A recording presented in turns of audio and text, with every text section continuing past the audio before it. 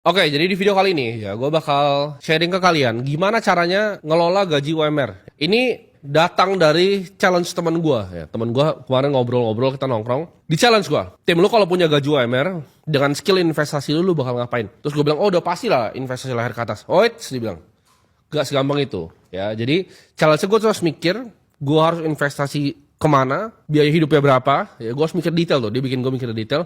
Tapi gue gak boleh invest leher ke atas. Jadi gue kayak karakter gitu, di cap levelnya. Misalnya level gue tuh bisa level 100, karakter gue tuh cuma bisa level 2 gitu. Emang otaknya tuh misalnya goblok bawaan lahir gitu. Jadi gue gak bisa invest leher ke atas, gajinya itu UMR terus sampai gue mati. Gue bakal ngapain untuk jadi kaya dengan otak gue yang sekarang? Nah itu pertanyaannya, seru kan? Kita langsung bahas aja. Jadi gue udah di handicap nih berarti ya, gue di handicap nih. Kalau gue main bola itu gak boleh pakai tangan tuh, satu kaki lompat-lompat gitu kan. Karena gue pasti jawabnya gini, kalau lu UMR udah fuck it, gak usah investasi. Lu investasi leher ke atas ya, ilmu dan ilmu ya. Tingkatin skill sampai 100 juta sebulan baru lu mikir invest. Itu jawaban gue. Cuman gak boleh kali ini ya. Jadi semoga bisa relate ke kalian. Kan gue, dilempar gue tengah jalan set gitu kan. Terus gue kerja UMR, nganter apa?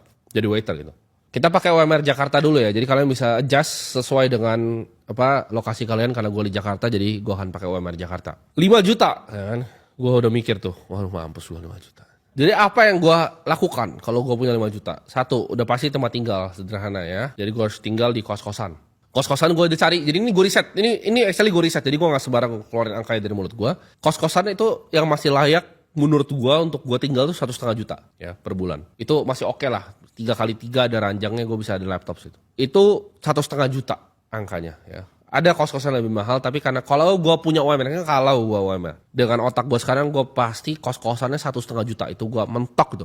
Mentok kayak 1,5 juta. Nah makan, nah ini makan nih. Makan tuh realistis ya, gue budgetin 1 juta sebenarnya. Ini buat lu ada yang aneh-aneh.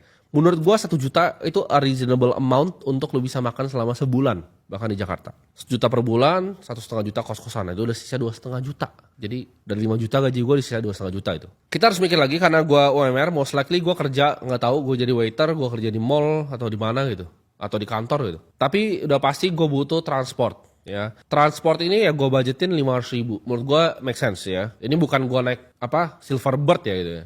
Itu langsung habis kali 500 ribu.